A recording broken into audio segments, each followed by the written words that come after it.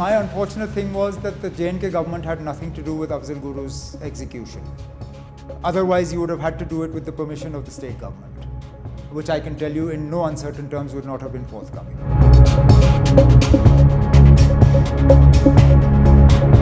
उमर अब्दुल्ला जी की टिप्पणी पर मैं क्यों कुछ जवाब दूं? क्या अमित शाह जी, चंद्रबाबू नायडू जी की हर टिप्पणी पे जवाब देते हैं?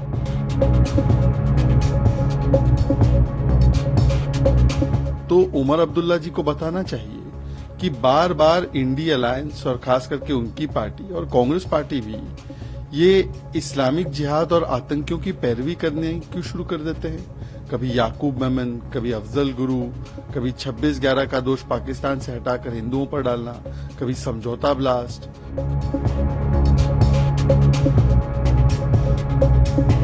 मुझे नहीं लगता कि अफजल गुरु को फांसी देने से कोई उद्देश्य पूरा हुआ। जम्मू कश्मीर के पूर्व मुख्यमंत्री उमर अब्दुल्ला के इस बयान से नया राजनीतिक विवाद खड़ा हो गया है।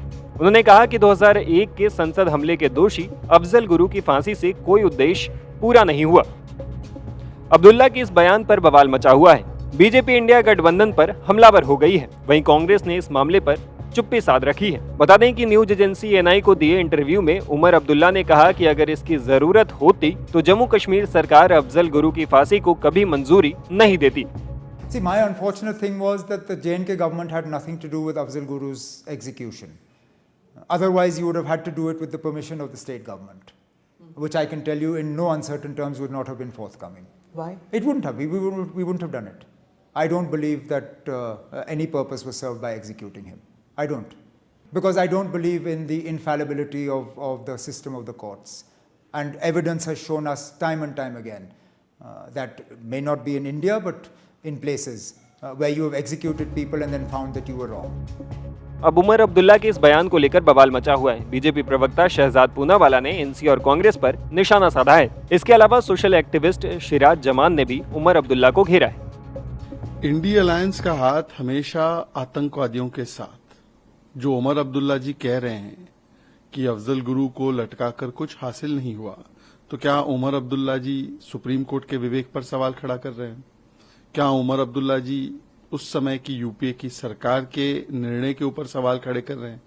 आज वो यूपीए के या कांग्रेस पार्टी के साथ ही एक तरह से चुनाव लड़ रहे हैं। तो उमर अब्दुल्ला जी को बताना चाहिए कि बार बार इंडी अलायंस और खास करके उनकी पार्टी और कांग्रेस पार्टी भी ये इस्लामिक जिहाद और आतंकियों की पैरवी करने क्यों शुरू कर देते हैं।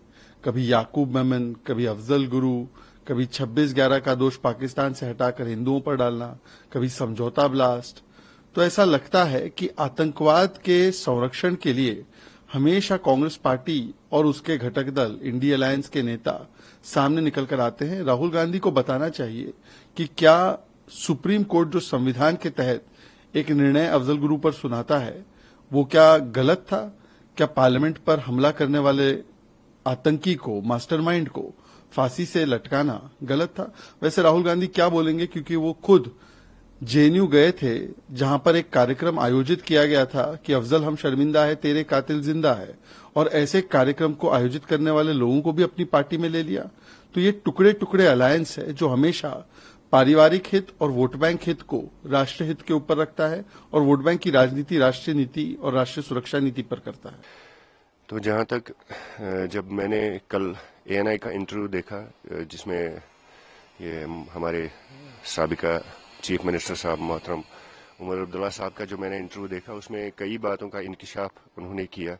जैसा उन्होंने बोला कि रूबिया सईद केस में उनको कैसे प्रेशराइज किया गया, या डॉक्टर अफजल गुरु के बारे में उन्होंने बात की। तो ये तो एक पॉलिटिकल स्टंट है, पॉलिटिकल प्रोपेगेंडा है, इलेक्शन का टाइम है, तो ये बातें तो चलती रहेंगी।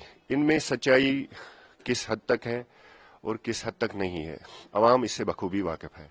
रही बात अफजल गुरु की कि उमर साहब ने कहा कि मुझे तो मालूम ही नहीं था उनको फांसी पे चढ़ाने वाले हैं या कुछ और, तो ये इस कौम की बदनसीबी है, जम्मू कश्मीर के अवाम की बदनसीबी है कि उनका पूर्व सीएम जो 2 बार सीएम रहे हैं वो ये कह रहे हैं अवाम को बेवकूफ़ बनाने के लिए, ये चीज़ बता रहे हैं कि उन्हें इस बात का इल्म ही नहीं है कि डॉक्टर अफजल गुरु को फांसी दी जा रही है।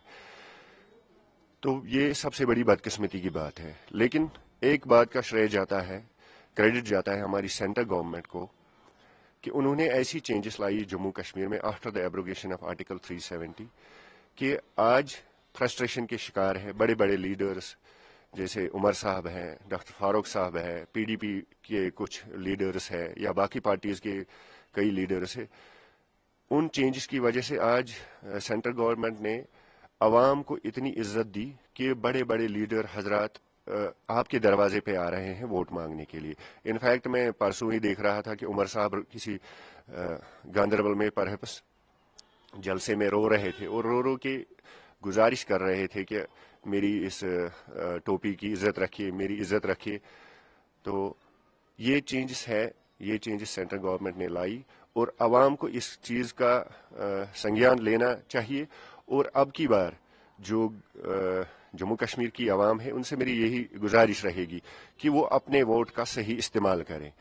ऐसा न हो कि इनके फॉल्स प्रोपेगेंडा में आए, उमर साहब के फॉल्स प्रोपेगेंडा में आए या किसी और पार्टी की जो ये प्रोपेगेंडा चलाते हैं इलेक्शन के टाइम, तो उसमें ना आके डेवलपमेंट पे वोट डाले, नेशनलिज्म पे वोट डाले, कंस्ट्रक्शन एम्प्लॉयमेंट को देख के वोट डाले और सबसे बेस्ट जो उनको लगे रिप्रेजेंटेटिव जो जम्मू कश्मीर के अवाम की बात करे, जो जम्मू कश्मीर के नौजवानों की बात करे। देखिए आज हमारे हजारों की तादाद में नौजवान पाबंद सलासल हैं, कुछ लीडर्स भी है, मेन स्ट्रीम लीडर्स भी है और कुछ नौजवान भी है जो बेगुनाही की सजा काट रहे हैं।